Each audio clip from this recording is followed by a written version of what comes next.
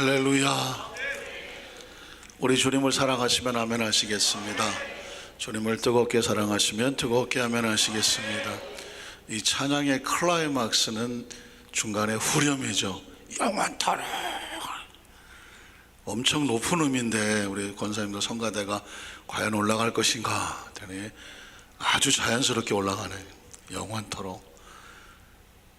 그 진실로 선하고 그 인자하심이 날마다 우리와 함께 하실 것이다. 우리 성가대의 찬양은 사실 성가대의 찬양으로 끝나지 아니하고 우리 모두에게 주시는 하나님의 은혜와 은총이고 신앙의 고백이 되게 하시는 줄로 믿습니다. 여러분 최근에 핸드폰 깨져보셨나요? 핸드폰 깨져보셨나요? 잘 관수를 잘하고 계시네요. 손 드신 분도 계시고. 오늘 핸드폰을 다른 물건을 짚다가 떨어뜨렸습니다. 반응이 별로 안 좋다. 떨어지는 순간 아차 싶었습니다. 그래도 이 정도는 견뎌내겠지. 요즘 핸드폰이 얼마나 잘 나오는데.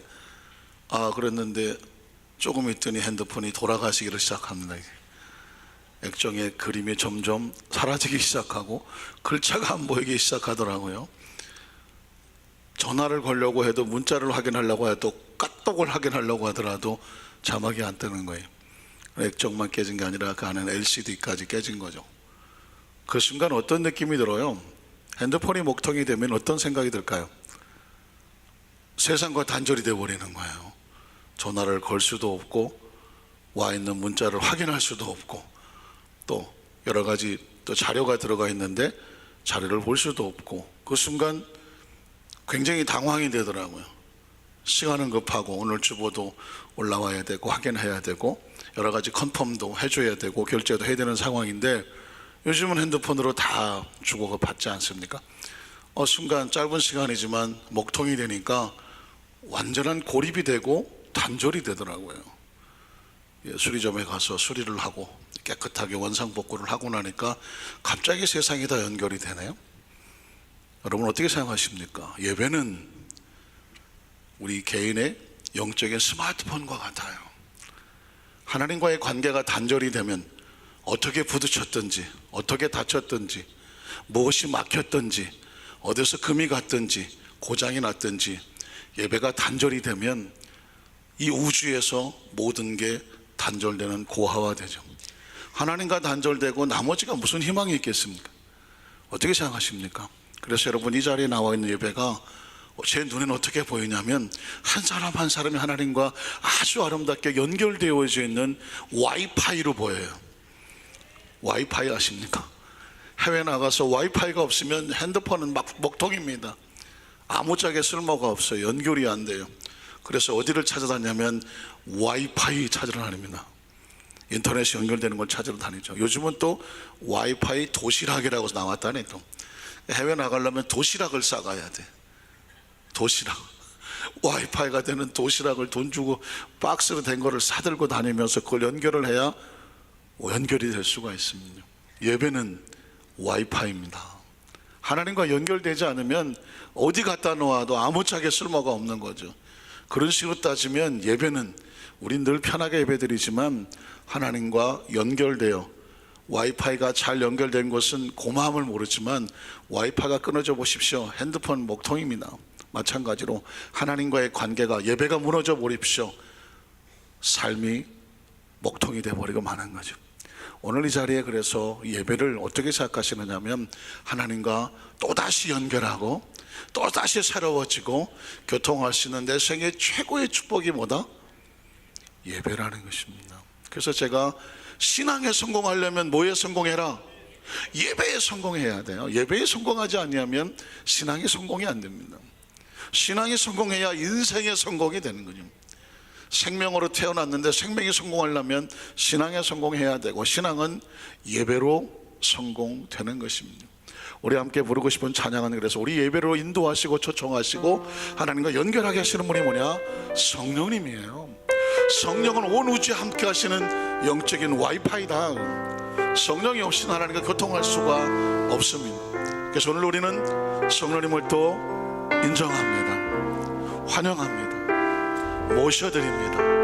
우리 마음속에 오셔서 진리의 성령님 여러분 성령님과 연결하십시오. 고백하십시오. 초청하십시오. 모셔드리십시오. 우리 함께 이 찬양을 고백하고 같이 기도하도록 하겠습니다.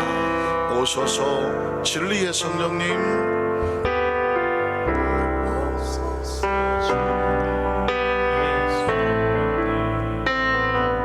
제가 알 수 있도록 반주를 해주세요. 맨 뒤에를 오소서 오소서 진리의 성령님, 이 땅을 들며 임하소서. 거짓과 탐욕 죄악에 무너진 우리 가슴 적게 하소서. 오소서 내 성령님, 오소서 은혜의 성령님, 하늘 가르고 임하소서. 거룩한 불꽃 하늘로서 임하서 타오르게 하소서. 주 영광이 함께 손들고 외칩니다. 부르게 불길 타오르게 하소서. 진리의 말씀 이 땅 새롭게 하소서. 은혜의 강물 흐르게 하소서. 성령의 바람 이 땅 가득 불어워 흰 옷 입은 주의 친절한 백성, 주의 영광 위에 이제 일어나. 열방을 치유하며 행진하는 영광의 길 나는 주 풍요물길 타오르게 하소서. 부흥의 물길 타오르게 하소서.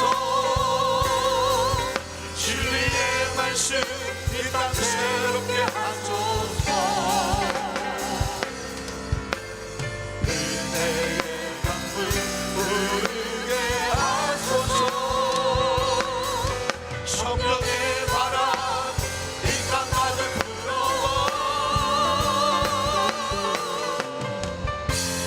흰 옷 입은 주의 친절한 백성, 주의 영광 위에 이제 일어나. 열방을 치유하며 행진하는 영광의 길 나를 주소서. 주선을 가시면 그 잠시 묵상으로 기도합니다. 사랑하는 성도 여러분, 성경 속에 가장 희망적인 장면을 아십니까? 그 시대에 비로소 그들이 하나님의 이름을 불렀더라. 무너졌던 하나님과의 관계가 회복됐다는 것입니다. 노아는 방주에서 나와서 하나님 앞에 단을 쌓았더라. 무너진 세상 속에서 하나님과 연결되는 모습입니다. 아브라함은 가는 곳곳마다 단을 쌓아서 하나님 앞에 그 제단을 올렸더라. 이제 하나님과 연결된 하나님의 사람이라는 것입니다. 사랑하는 성도 여러분, 가장 절망적인 상황 속에서 가장 희망적인 사건을 하나님과 연결되었더라라고 말하고 있습니다. 오늘 이 밤에 우리의 심령이 하나님과 연결되어야 되지 않겠습니까? 그가 이렇게 말하지 않습니까? 너는 내게 부르짖어라. 너는 내게 부르짖어라. 내가 내게 응답하겠다. 우리가 서로 연결되면 내가 내게 응답하겠다. 그리고 네가 크고 비밀한 비밀을 알지 못하는 것 내가 알게 하겠다, 보게 하겠다. 예배에 이런 기대감이 있으십니까? 하나님 오늘 말씀을 들을 때 영안이 열려지고 영의 귀가 열려져서 우리를 향한 하나님의 뜻과 섭리를 발견하는 그 심령이 되기를 간절히 원합니다. 마음의 문을 엽니다. 성령님 오시옵소서. 이 소리 저 삼창하고 통성을 한번 기도합니다. 주여 주여 주여. 성령님 목마릅니다. 성령님 목마릅니다. 성령님 갈급합니다. 성령님 아무리 눈으로 만족할 것을 보아도, 아무리 달콤한 소리를 들어도, 아무리 맛있는 것을 먹어도, 아무리 내 안에 모든 세상적인 것이 만족한다고 할지라도 성령님이 오시면 만족이 안 됩니다. 성령님이 오셔야 됩니다. 성령님 여기 하나님의 영의 사람들에게, 여기 하나님의 영의 사람들에게 갈급하며 사모하며 성령을 찾는 성도들에게, 성령의 재충만을 원하는 성도들에게 오시옵소서. 성령님 하늘을 가신 하늘도 우리 가운데 오시옵소서. 부족하고 모자랍니다. 아직도 추악하고도, 그러나 성령님 오셔야 됩니다. 성령님 인정합니다. 환영합니다. 모셔야 됩니다. 성령님 말씀하여 주시옵소서. 성령님 위로하고 싸매하고 지켜주시옵소서. 이 밤에 성령님이 주인공이 있습니다. 이 밤에 성령님이 말씀하십니다. 이 밤에 성령께서 우리를 기도용을 부어주십니다. 성령님이 보혜사가 되십니다. 우리를 위로하시는 분은 성령님이십니다. 힘을 주시는 분은 성령입니다.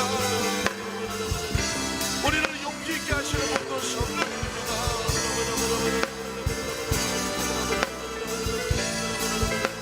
예배하게 하시는 분이 성령님이십니다. 회개하게 하시는 분이 성령입니다. 우리 마음을 뜨겁게 하시는 분이 성령입니다. 성령님 우리 마음속에 하나님의 성령님을 갈급하게 찾습니다. 성령님을 의지합니다. 성령의 충만의 충만으로 이 시간을 주장하시옵소서. 성령이 많은 곳에 부흥의 역사가 나타나고, 성령이 많은 곳에 진리의 역사가 나타나고, 성령이 역사하는 곳에 은혜가 역사가 나타나며, 성령의 역사에 구원의 역사가 성령님 주장하시옵소서. 온 성도들에게 서로 용기와 희망으로 성령이 오시옵소서. 성령을 구합니다. 성령을 찾습니다. 성령님 예배 참석한 모든 성도들에게 하나님의 영으로 구합니다. 오소서. 오소서 진리의 성령님, 이 땅 흔들며 임하소서. 거짓과 담요 죄악에 무너진 우리 가슴 정케 하소서. 오셔서 은혜의 성령님, 하늘 가르고 임하소서. 거룩한 불꽃 하늘로서 임하사 타오르게 하소서. 주 영광 위에 불의 불길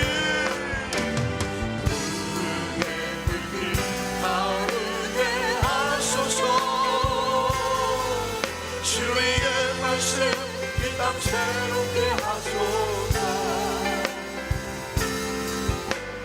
은혜의 강물 흐르게 하소서. 성령의 바람 이 땅 가득 불어와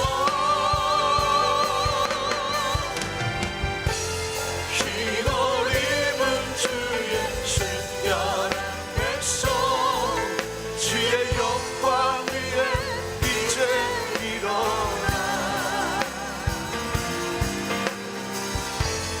열망을 치유하며 기만을 영광 그날을 주소서. 하나님 감사합니다. 어쩌다가 성령님을 알게 됐을까요? 어쩌다가 성령님을 인정한다는 사실을 알게 되었을까요? 어쩌다가 성령님을 간절히 사모하며 임재를 구하게 되었을까요? 어쩌다가 성령님을 체험하고 성령님의 존재를 알게 되었을까요? 성령님을 구하고 찾으며 예배 임한 우리 성도들에게 하늘을 가르고 성령님이 마시옵소서. 바람같이 불같이 생수같이 성령님께서 강하게 임재하여 주셔서 우리의 심령이 뜨거워지게 하여 주시옵시고, 세상에 속하였으나 하나님의 영을 소유한 하나님의 사람인 것을 세상 어디를 갖다 놓아도 감출 수 없는 그 빛이 속에서 솟구치고 있는 것을, 강한 하나님의 임재가 항상 함께하는 성령의 사람인 것을 예배 가운데 강하게 하나님 채워지고 무장하는 귀한 시간이 되게 도와주시옵소서. 한 사람도 빠짐없이 성령이 체험되게 도와주시고 성령의 임재와 성령님의 권능에 잡히게 하여 주시옵시고, 성령으로 무장하여 이 세상을 향하여 당당히 나가는 하나님 성령 충만 대망, 성령의 비전 꿈이 이 시간에 우리를 사로잡는 시간이 되게 하여 주시옵소서. 예수님 이름으로 간절히 축복하고 기도드리옵나이다. 아멘. 자, 여기서 한번 축복하십시오. 보혜사 성령님이 함께 계십니다. 믿으십니까? 성령님을 안다는 사실 얼마나 감사하고 귀하고 놀라운지를 몰라요. 오늘 이곳 하나님의 성령께서 우리 함께 하시는 것을 믿습니다. 한번 따라하실까요? 복음을 전파하게 하시는 성령님 두 번째 같은 제목으로 말씀 은혜를 나누기를 원합니다. 여러분, 성경 속에 상상할 수 없는 사건들이 있죠. 어마어마한 기적들이 있습니다. 놀라운 일들이 있습니다. 그 중에서 세 가지만 정말 엑기스만 뽑아서 가장 위대한 사건, 성경 속에서 가장 위대한 사건 세 가지만 뽑는다고 하면 그 첫 번째는 뭐가 될까요? 뭐라 그랬나요? 창조라고 말했어요. 창조. 한 방에 들켰네. 그냥 나만 그렇게 생각하나 했더니 장로님도 생각하시네. 한번 따라하실까요? 천지창조. 여러분, 이 땅에 존재하는, 아니 우리가 알고 있는 모든 사건 가운데 가장 강력하고 위대하고 가장 우선에 되던 사건은 뭐냐면 하나님이 태초에 천지를 어떻게 했다? 창조했다는 것입니다. 이게 얼마나 놀라운 사건이냐? 하나님의 존재를 드러내는 거죠. 만약에 이 1절이 없었다, 창세 1장 1절이 없었다, 태초 하나님의 천지를 창조하셨다, 이 9절이 없었다고 하면 창조주는 없는 겁니다. 창조주가 없죠. 그런데 태초 하나님이 천지를 창조하셨다는 선언과 함께 이 천지 창조라는 사건과 함께 창조주가 등장을 합니다. 창조주가 자신의 존재를 드러내십니다. 가장 완벽하시고 가장 전능하시며 가장 정확하신, 1점의 실수가 없으신 그분의 존재를 드러내고 있는 것입니다. 그 거대한 존재가 피조물인 저와 여러분에게, 엄밀히 말하면 흙덩어리에 불과한 우리에게 그 존재를 드러내는 사건이 천지창조거든요. 이 어마어마한 우주가 이게 어떻게 생겼는지를 알 수가 없는 우리에게 그 존재의 근원이 어디서 나왔다? 하나님으로부터 나왔다. 그가 계획하셨다, 그가 설계하셨다, 그리고 그가 만드셨다, 그리고 우리에게 드러내셨다 하는 거죠. 우리가 그 환경 속에 살고 있지 않습니까? 그 시간 속에 살고 있지 않습니까? 공간 속에 살고 있지 않습니까? 창조의 사건이 없으면 우리가 살고 있는 이 시간과 공간을 도무지 이해할 수가 없는 거죠. 오죽하면 옛날 사람들은 지구가 어떻게 생겼다? 지구는 평평하게 생겼다. 그래서 배를 타고 많이 지나가면 어떻게 된다? 떨어져 죽는다. 모르니까. 그 전 시대 사람들은 이 지구를 누가 바치고 있다? 지구를 거북이가 바치고 있다. 참 모르면 할 수 없는 거니. 어마어마하게 큰 거북이가 지구를 바치고 있다네. 봤어? 못 봤지. 사람들은 그렇게밖에 생각이 안 되는 거예요. 과학이 발달하고 나니까 거북이는 어디 갔어? 거북이 누가 삶아 먹었는지 거북이도 없습니다. 여러분 그렇습니다. 이 시간과 공간이라고 하는 존재는 창조로 사건을 통해서 우리가 알게 되고, 뿐만 아니라 내가 누구인가? 인간은 늘 고민하지 않습니까? 내가 누구인가? 난 어디서 왔는가? 무엇 때문에 사는가? 어디로 가는가? 이걸 알고 싶어 하는 게 인간이랍니다. 때문에 사고합니다. 그리고 그는 철학하죠. 숙고합니다. 그리고 그것을 깨닫기 위해서 평생을 돌을 닦기도 하고 수도하기도 합니다. 인간은 그걸 해결하지 못하면 무엇과 같으냐면 짐승과 다름이 없기 때문에 그렇습니다. 그러니까 여러분 보십시오. 이 천지 창조의 사건이라고 하는 것은 하나님의 존재가 드러나죠. 시간과 공간의 존재의 근원이 생겨나죠. 저와 여러분이 어디서 와서 무엇 때문에 어디로 가는지를 알게 하죠. 믿으십니까? 그러니까 성경 속에서 이 천지 창조의 사건은 우리로 하여금 무한한 자긍심을 갖게 하는 거예요. 자긍심을 갖게 합니다. 죄송하지만 우리가 태어났는데 어디서 왔는지를 모르겠다. 왜 사는지를 모르겠다. 도대체 삶이 무엇이냐? 라고 어느 날 이 문제에 대해서 해답을 얻지 못하면 인생은 처절하게 무너질 수밖에 없습니다. 저희 집 사람이 사역을 하고 있는 고아원에 최근에 태어난 지 며칠 얼마 안 되는 갓난아기가 3명인가 4명인가 고아원에 왔다고 합니다. 태어난 지 며칠밖에 안 됐다? 아니 심지어 몇 개월이라고 할지라도 태어난 지 얼마 되지 않은 갓난아기가 엄마 아빠가 누군지도 모르는데 그 아이가 고아원에 왔어. 입장 바꿔서 저와 여러분이 그 아이라고 생각해 보십시다. 태어났어. 엄마 아빠도 누군지도 몰라. 엄마 아빠 품에 안겨서 가장 사랑받아야 될 아이, 태어난 지 며칠 됐다고 그 아이가 버려졌어. 그리고 어쩌다 보니까 고아원에 와 있어. 누군가 그를 끌어안고 고무 젖꼭지로 우유를 먹이죠. 이 아이는 지금 방실방실 웃을 수 있어요. 왜? 배부르니까. 자기를 안아주고 우유를 먹여주는 사람이 누구인지도 몰라. 어쩌다 거기 와 있는지도 몰라. 다만 고무 젖꼭지를 빨면서 배부른 만족감에 빵긋 웃고 있을 뿐이에요. 그가 행복한가요? 그 아이는 그렇게 자라죠.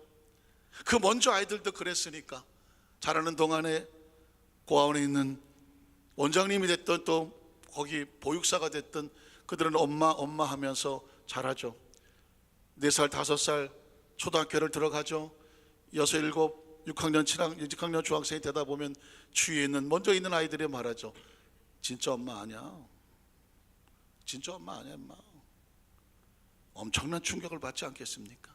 이제까지 태어나서 엄마에 대한 개념도 없고 어떤 상상도 없고 자기가 무엇 때문에 여기 와 있는지도 모르고 어쩌다 와 있는지도 모르고 그냥 자기를 먹여주고 입혀주는 분을 엄마라고 따르는 어느 날 주위에 있는 아이들이 먼저 있는 언니 오빠들이 진짜 엄마 아니야 엄마.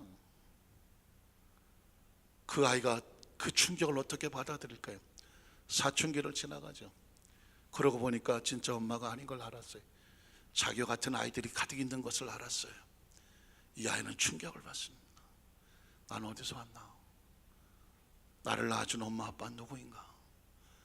나는 왜 버려졌나? 나는 어쩌다가 여기 와 있나? 사랑하는 성도 여러분, 그 시기에 아이들의 혼란과 충격은 이루 말할 수 없는 거예요. 어른들만 힘든 게 아니에요. 그 시기에 엄마도 모르고 아빠도 모르고 어쩌다 와서 태어나서부터 거기서 자랐는데 보니까 거기가 가정이 아닌 거예요. 낳아준 엄마 아빠가 없는 거예요. 어떻게 받아들일 것 같아요? 엄청난 절망과 좌절과 그 고통을 겪어야 돼요. 어쩌면 이런 생각을 했을지 몰라요. 난 어떻게 태어났을까? 우리 엄마가 정말 힘들고 어렵지만 어쩌다가 나쁜 남자에게 성폭행을 당해서 원치 않는 나를 임신을 하고 지울 수가 없어서 나를 낳았고 나를 내버렸을까? 나는 이 세상에 환영받지 못하는 생명으로 태어났을까? 나를 낳게 하는 아버지는 그런 사람이었을까?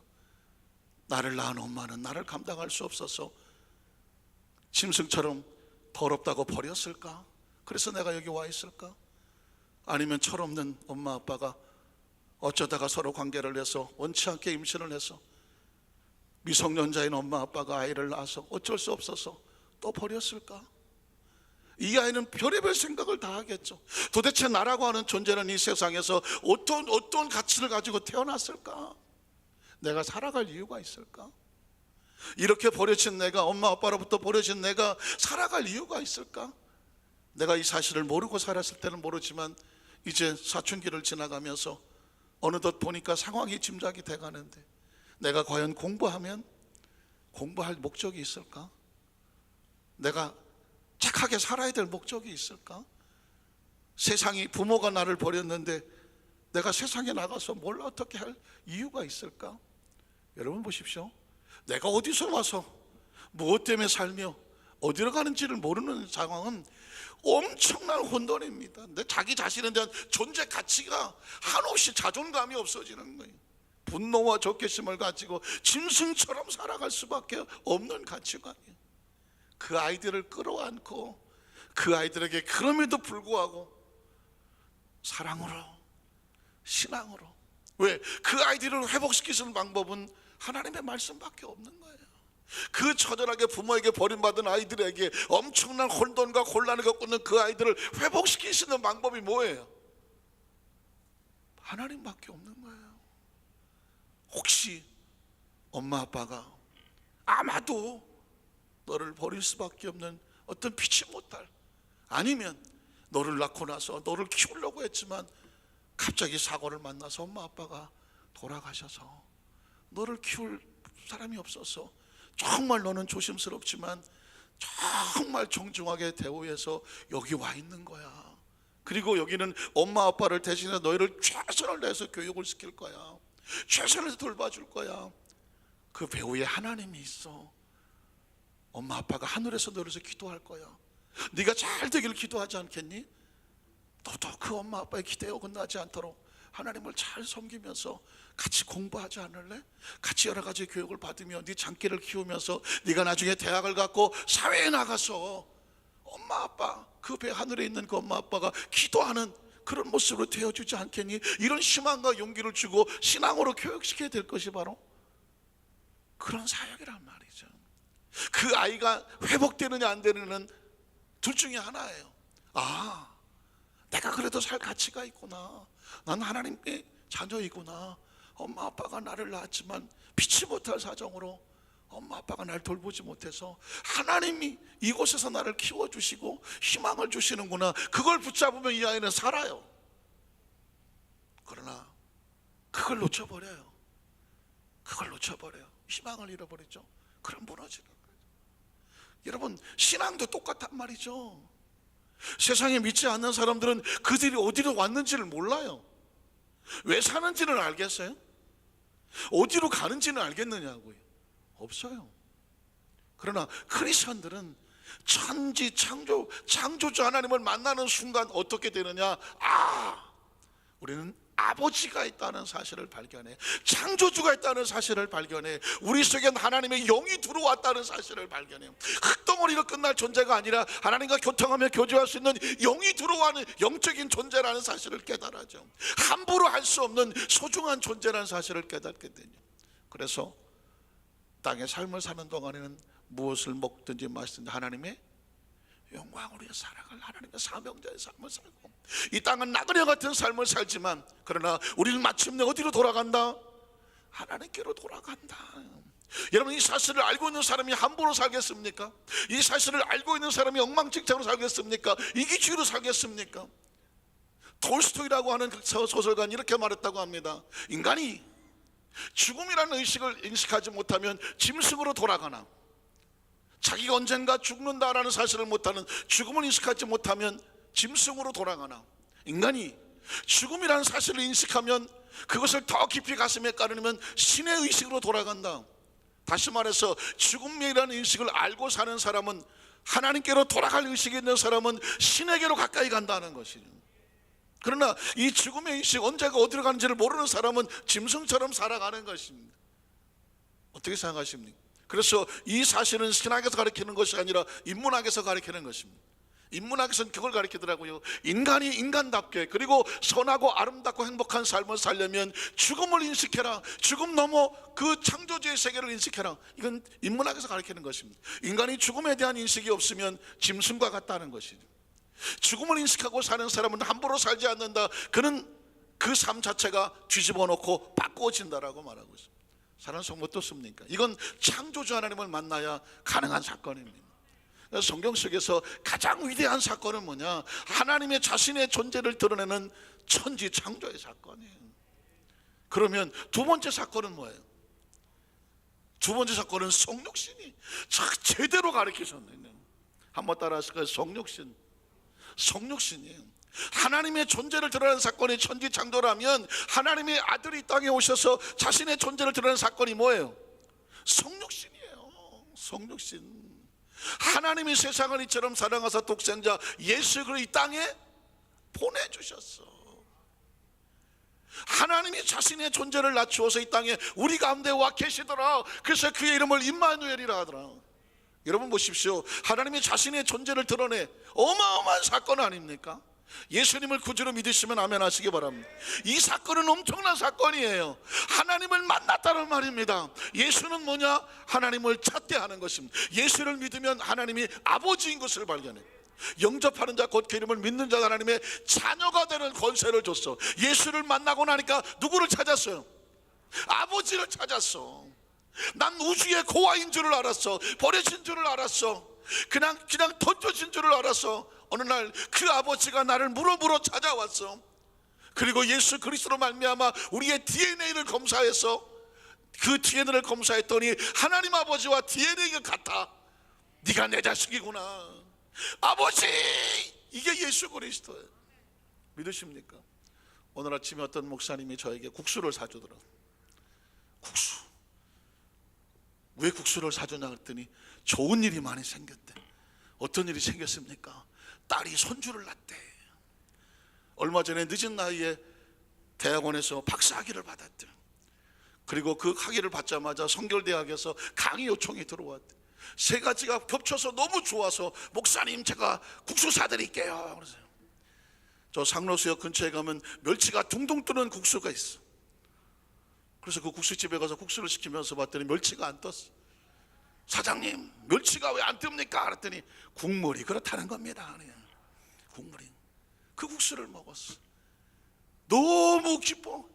딸이 손주를 낳았어. 늦가기에 대학원 내서 공부해서 박사학위를 받았어. 그랬더니 성결대학에서 바로 강의를 하라고 요청이 들어왔다는. 너무 기뻐서 국수 사준다고 그러더라고요. 사랑하는 성도 여러분, 우린 누굴 만났어? 예수를 믿고 잃어버린 아버지를 만났어. 아버지를. 밥 좀 사줘요. 밥 좀 사줘. 밥 좀. 여러분, 예수 믿지 않는 사람을 만나면 뭐 해야 되는지 알아세요? 예수 안 믿는 사람을 만나면 난 예수를 만났어. 밥 사줄게. 뭘 좀 사줘 좀. 아이, 자기 딸 아들 낳았다고, 손주 낳았다고, 아이, 박사학위 받았다고, 학위 받더니 대학원에서 강의 들어왔다 그러면서 아이, 내가 밥 사달라는 말도 안 했는데 국수 사준다고 하더라고. 여러분이, 그러니까 자기가 기쁜 표시가 나오는 거예요. 국수 해봤자 5,000원밖에 안 돼요. 여러분, 예수 믿고 누구에게 뭘 사줘봤어? 뭘 사줘봤냐고. 좀 사줘. 요 상록수에 가면 멸치가 궁궁 뜨는 국수집이 있어. 거기 가서 사줘요. 표식을 드러내라. 표식을. 내가 예수를 만나서 얼마나 기쁜지를, 이 기쁨을 주체할 수 없는 거를 뭐 해라? 표시를 좀 해. 표시를 왜 맨날. 그게 훈련이 잘 안 돼? 그럼 저한테 먼저 사줘봐. 그래요. 사주는 것도 훈련이에요. 이거요. 사줘본 사람이 사줘. 이거 안 사줘본 사람 손 떨려서 5,000원짜리도 못 사줘. 좀 사줘봐. 이 이야기는 뭐냐면, 제가 오늘 아침 그 얘기 들으면서 이야, 얼마나 기쁘면 보자마자 목사님 나 오늘 국수 대접할게. 얼마나 기쁘면. 평상시 밥 한 끼 사달라면 안 사줘. 그 양반 나 사달라는 말도 안 하지만, 그런데 자기가 기쁘니까 사준대. 그냥 막 사준대. 다 오래. 다 왔자 뭐 5,000원짜리 10명 하면 5만 원밖에 더 하겠어요. 그게 다 오래. 다. 여러분 어떠세요? 아, 진짜 기쁜 사람은 표시를 드러내는구나. 예수를 만났단 말이. 오늘날 크리스찬들의 힘이 없는 이유가 뭐냐면, 예수를 만나서 아버지를 찾았는데 감격이 없어. 감동이 없어. 아마 오래돼서 그런 것 같아. 오래돼서 마치 큰아들처럼 아버지하고 너무 오래 있다가 보니까 뭐 아버지에 대한 감동이 없어. 그러니까 어디서 탕자같이 나갔다 들어온 놈 붙잡고 아버지가 막 기뻐서 막 난리를 쳤더니, 아이고 나이 무슨 뭐 나는 신경 안 쓰고 저런 놈만 신경 쓰고. 큰아들이 속을 주둥아리 대빨 나오고 그러는 거 아니에요. 여러분, 우리 신앙을 다시 시작하셔야 돼. 우리 예수란 뭐냐? 아버지를 찾았다. 아버지를 찾았다는 것은 더 이상 고아가 아니다. 그동안 마귀가 아버지인 줄 알고 아버지가 시키는 대로, 그 마귀가 시키는 대로 구두도 닦고 껌도 팔고 소매치기도 하고 사기도 치고 뭐 거짓말도 하고 어떻게든지 세상에서 살아남으려고 몸부림을 쳤어. 그런데 예수 그리스도를 만나고 나니까 그 자식이 우리 아버지가 아니었어. 누가 우리 아버지였어요? 하나님이 우리 아버지였어. 사랑하는 성도 여러분, 저와 여러분이 여기까지 왔잖아요. 성경 속에 그래서 예수의 구속의 사건이 가장 강력한 사건 중에 또 하나인 것. 천지 창조가 강력한 사건이면 그리스도의 구속의 사건은 강력한 사건이에요. 나 알아요. 크리스찬들이요, 어떤 사람에게 희망이 있고 어떤 사람에게 희망이 없는지 알아요. 예수를 믿은 그 흥분과 감격이, 아버지를 찾은 감격이 여전히 가슴을 벌렁벌렁 뛰는 사람은요, 세상이 어떻게 말리지를 못해. 그러나 이 감격이 전설이야. 이 감격이 전설 따라 삼천리야. 기억도 없고 가물가물해. 신앙생활을 하기는 했는데 아버지를 찾은 감격이 가물가물해. 사랑하는 성도 여러분, 다시 시작해야 돼. 다시 시작해요. 다시 하자고요. 왜 얼굴에 감격을 잃어버려? 예배의 감격을 잃어버려. 찬양의 감격을 왜 잃어버리냐고. 왜 찬양을 하면서 감동과 감격이 속에서부터 올라오지를 못해? 사랑하는 성도 여러분, 우리는 이제 지금 이 시대는 1960년, 70년, 80년대처럼 막 그 교회로 몰려오던 그런 세대가 아니야. 대한민국은 이제 저 유럽이나 미국의 교회처럼 믿음을 지키기 위해서 알곡을 찾아내야 되는 그런 시대로 지나가고 있어. 예전엔 가만히 있어도 교회로 사람들이 왔어. 이제는 골라내는 시대가 다가왔어. 천국의 비유를 보면 그물을 던져, 어부가 그물을 던져. 그랬더니 그물에 고기가 잔뜩 올라와. 알고 보니까 고기만 올라오는 것이 아니라 깡통에, 비닐우에, 뭐 농약병에 쓸데없는 쓰레기도 다 같이 올라와.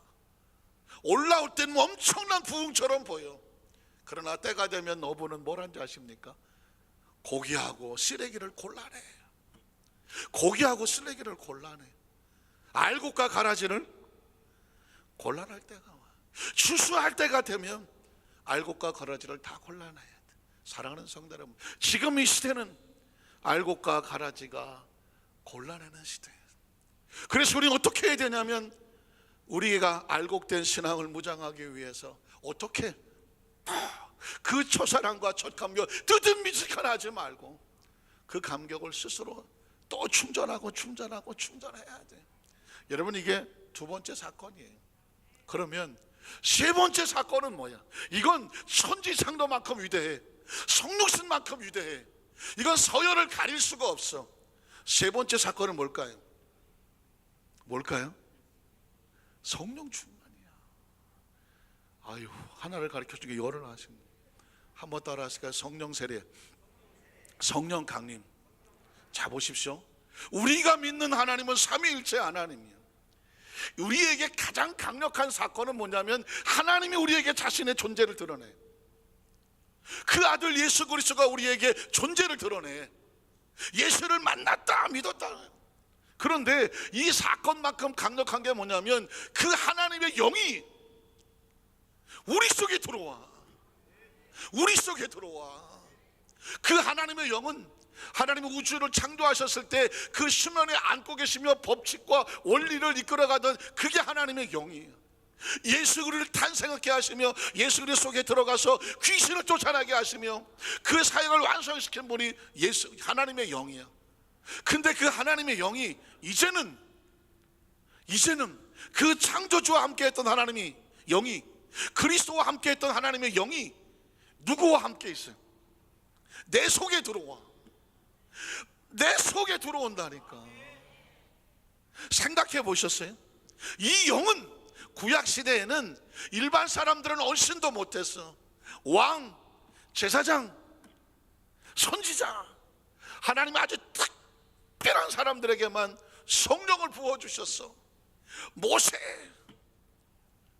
여호수아, 다윗, 솔로몬, 선지자, 성막 만들던 사람, 이런 사람, 특별한 사람들에게만 하나님의 영이 들어갔어. 하나님의 영은 아무 속에나 들어가지를 않았어. 그런데 하나님께서 약속하셔서 말세에 내가 내 영을 남종과 여종에게 물붓듯이 부어주겠다고 말했어. 물붓듯이 부어주겠다. 그리고 나서도 성령은 임하지 않았어. 선지자 말라기까지만 임했어. 그리고 400년을 침묵했어. 400년을. 예수 그리스도 시대에도 예수님이 사역하던 3년 동안에도 3년 반 동안에 성령은 제자들에게 임하지 않았어. 기억하십니까? 성령은 예수님이 승천하시고 나서 열흘 동안도 임하지 않았어. 열흘 만에 오순절 마가다락방에 하나님의 영이 존재를 드러냈어요. 천지 창조의 아버지가 드러내듯이 그 성령신의 예수 그리스도 아들이 우리를 찾아왔던 것처럼 하나님의 영이, 하나님의 영이, 그분이 어떤 분인데 흙덩어리 같은 우리 속에 찾아오셔서 각 사람 머리 위에 영이 임해서 흙덩어리에 불이 붙었어. 생명을 살리는 역사가 나타났어. 다 죽어 도망치고 배반하고 부인하고 예수를 모른다고 비투서 도망치던 그 비겁한 베드로에게도 하나님의 영이 들어갔어. 존재가 달라졌어. 운명이 달라지고 삶이 달라졌어. 사랑하는 성도 여러분, 성경은 딱 이 세 가지 사건이 그 축이야, 축. 아버지, 아들, 그리고 성령님이에요. 그 성령님이 임하셨을 때 우리는 이렇게 불렀어. 이 기쁜 소식을 온 세상 전에서. 언제부터 이 찬양을 안 불러? 언제부턴가 이 찬양을 안 불러? 사랑하는 성도 여러분, 저는 말씀을 묵상하다가 엄청난 흥분에 쌓였어. 하나님, 예수님의 성령신 크리스마스 탄생의 찬양은 이루 말할 수 없습니다. 크리스마스 캐롤이라고 세상의 가수도 부릅니다. 그런데 왜 성령에 대한 찬양은 없습니까? 있기는 있지만 왜 그 기쁨과 감격을 이야기하지 않습니까? 성령이 오셨네, 성령이 오셨네. 이 찬양이 한창 교회가 부흥될 때 교회마다 불렀어. 성령님이 오셨습니다. 성령님이 오셨습니다. 어떠십니까? 오늘 저와 여러분에게 오늘 이 밤에 한 가지만 가슴에 기억하세요. 성령님이 내 안에 오신 것에는 감격과 감동이면 돼. 성령이 내 안에 오셔. 나 같은 존재에게 성령님이 오셔. 그리고 내 속에 들어와서 성령님이 나를 통해서 일하시기를 오셔. 그러니 여러분, 조심스럽지만 순복음 성도가 된 게 얼마나 감사한지 몰라. 그러나 이제는 순복음도 더 이상 순복음만 감사하지 않아. 모든 교파와 교단이 성령을 달라고 기도하고 있어. 아 참나 정말. 옛날에는 순복음 교회 하나만 가지고도 스피리추얼 자존심이 생기, 영적인 자존심이 있었어. 세상에 감리교를 가봤더니 거기서도 주여 삼창하고 성령 받기 위해서 기도하네. 지난번에 어디 안산트 보고만 어디 갔잖아요. 감리교회 찬양팀도 감리교회인데 이것들이 어떻게 하나 봤더니 마지막에서 주여 삼창하자 그러네. 난 하나님 웬일입니까? 순복음교회만 주여 삼창해야 되는데 저 감리교도 삼창을 하고 앉았으니 저거 장로교 주여 삼창합니다. 뭐 달라고? 성령 달라고. 이제는 순복음만 갖고 안 되게 생겼어. 지금 감리교도 주여 삼창하고 장로교도 성령 달라고 말하지. 이게 뭐 차별을 할 수가 없네. 이거 방법은 없어. 우리는 하나님 더 세게 주십시오. 세게 줘야 돼. 성령의 역사하시고 운행하시고 인도하심이 다시 와야 돼. 그래서 여러분 아시는 것처럼 요즘 순복음교회는 장로교처럼 돼가고 장로교는 옛날 순복음처럼 돼간다. 들어보셨나요? 아주 대놓고 얘기해. 대놓고. 그리고 이렇게 말하죠. 목사님 교회는 빼고. 대놓고 얘기해. 왜 그런지 아십니까? 순복음 중에서 순복음이 점점 제자 훈련한다, 교육 훈련한다, 이쪽으로 가다가 보니까 기도 훈련, 성령 훈련, 이 부흥의 운동에 대해서 점점 조금씩 약해져 가고 있어. 그러나 제자 훈련도 해보고 이것도 저것도 다 해봤더니 안 되는 장로교나 감리교에서는 성령으로 돌아가자고 말하고 있어. 성령으로 돌아가자. 여러분 옥하는 목사님 아시죠? 천국 가셨지만 제가 아주 역사적인 현장을 봤어요. 1994년도 조 목사님 비서실장을 할 때 제 비서실에 아니 얼굴은 어디서 본 것 같은데 누군지 모르는 목사님이 하나 쑥 하고 들어오셨어. 비서실에 오려면 예약을 하고 사전에 통보하고 들어오는데 쑥 하고 들어오셨어요. 죄송하지만 누구십니까? 그랬더니 저를 쳐다보면서 제가 옥목사입니다. 그러는 옥목사. 대한민국에 옥시성을 가진 목사가 누구밖에 없어. 그 당시는 옥하는 목사밖에 없었어. 내가 견문이 짧은지는 모르지만 사랑의 교회를 담임하던 옥하는 목사님이었어. 깜짝 놀랐어. 그 당시 이 통합 측은 순복음하고 이단 싸움을 하고 있었어. 10년 동안 싸워서 10년 동안. 그 사랑의 교회는 통합 측 교회예요. 그 통합 측 교회의 이 사랑의 교회 목사가 담임 목사가 여의도 순복음교회 당회장 비서실로 들어왔어. 조 목사님 만나러 왔다고 들어왔어. 저는 긴장을 했어요. 사전에 얘기도 안 됐는데 이 양반이 왜 왔지? 잠깐만 기다리십시오. 조 목사실에 들어갔어. 목사님, 옥하는 목사님이 당회장님 뵈러 왔다고 합니다. 목사님 기다리고 계셨어. 들어오시라고 그래라. 들어오시라고 그랬어요. 여기서부터는 저밖에 못 본 거예요. 저밖에 못 본 거예요. 그래서 조심스럽게 옥하는 목사를 모시고 조영애 목사님 그 실로 사무실로 모시고 들어갔어. 그리고 문을 닫았어. 완전히 닫았고서 조금 열어놨겠어. 조금 열어놨지. 왜냐하면 혹시 몰라서. 왜냐하면 통합측하고 지금 이단 시비가 붙어 있는데 그 통합측 대표적인 목사님이 사전에 예약도 없이 비서실로 들어왔으니 이 사람이 왜 왔는지를 모르잖아. 나중에 알고 보니까 조 목사님하고 아마 중간에 김장한 목사님 연결을 했는지 모르지만 사전에 예약이 되어 있었어. 우리 비서실을 통하지 않고 문을 살짝 열어놨어. 문 앞에 대기하고 있었어.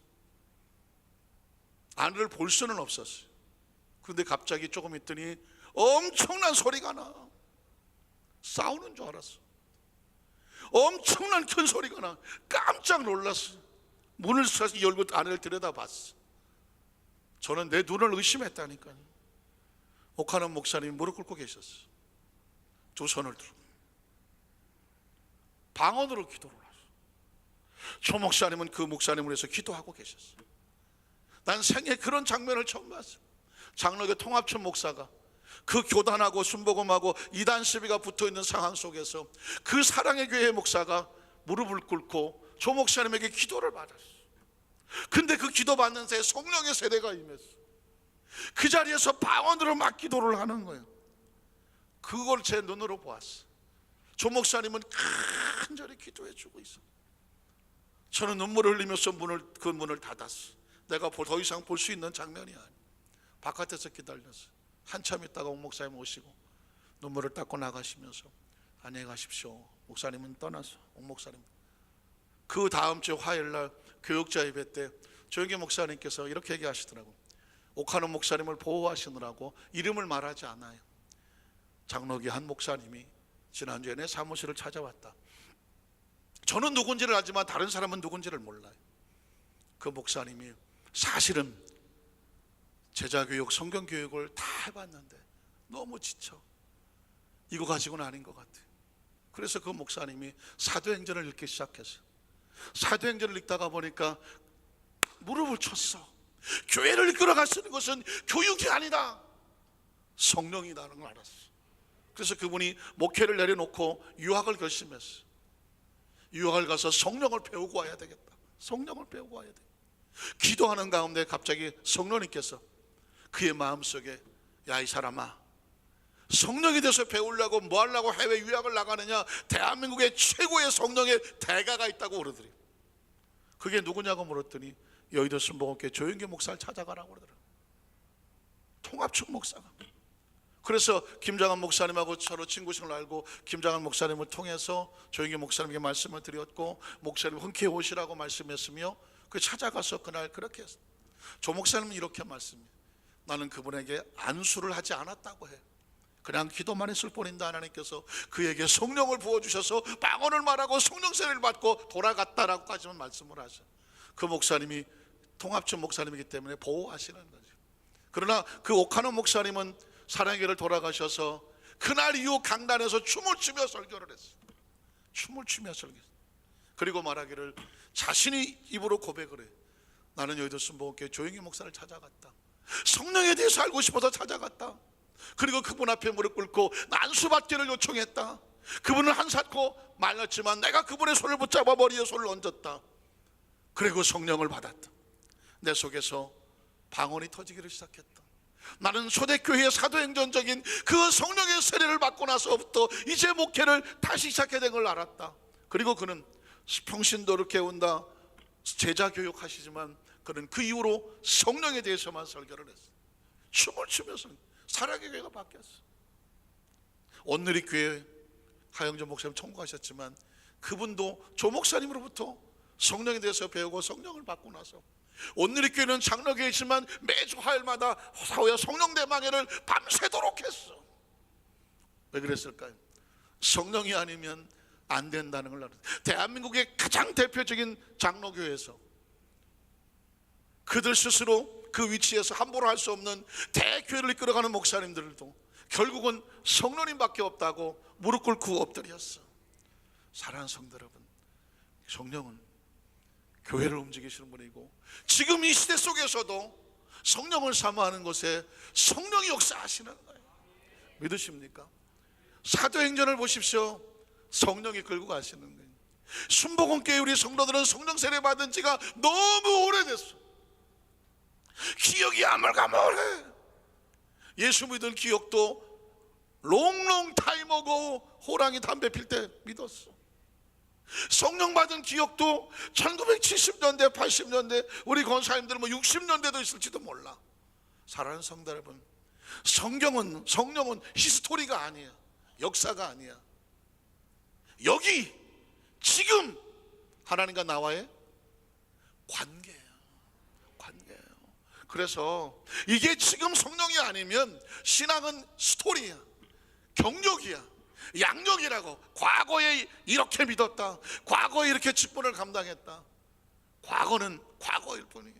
지금 이 순간에 성령으로 충만하고 지혜가 충만해야 하나님이 교회의 일꾼으로 쓰시고 하나님의 사명자로 사용하시는 거예요. 오늘 저와 여러분의 마음속에 다시 마음속에 성령이 역사하시고 운행하셨으면 좋겠습니다. 오늘 사랑하는 성경 본문의 사도행전 13장 4절에 또 이 본문을 아직도 스톱시키고 있어요. 성령께서 두 사람을 보내요. 가는 곳곳마다 하나님의 말씀을 선포하게 하셨더라. 여러분, 성령이 보냈다는 단어에 밑줄을 그셔야 돼요. 저도 성령 세례 받은 지가 수십 년이 지나갔어요. 그럼에도 불구하고 아직도 배가 고파. 아직도 성령이 배고파. 아직도 성령이 그리워. 아직도 성령에 사무쳐. 왜? 성령이 아니면 나머진 다 껍데기야. 성령이 역사하시고 운행하지 아니하시면 나머진 다 추억이란 말이에요. 여러분 보십시오. 말씀을 정리하려고 합니다. 말씀을 정리하겠습니다. 복음을 전파하게 하시는 분이 성령님이다. 교회를 세우신 성령님이 그 다음에 뭐 하겠어요? 일꾼 세웠잖아요. 어떻게 세웁니까? 성령과 지혜가 충만한 사람. 세워서 뭐합니까? 그들을 통해서 예루살렘 교회와 사마리아 교회와 나가서 땅끝까지 복음을 들고 나가라고 세워놓았어요. 누가 보내셨나요? 성령이 보내셨습니다.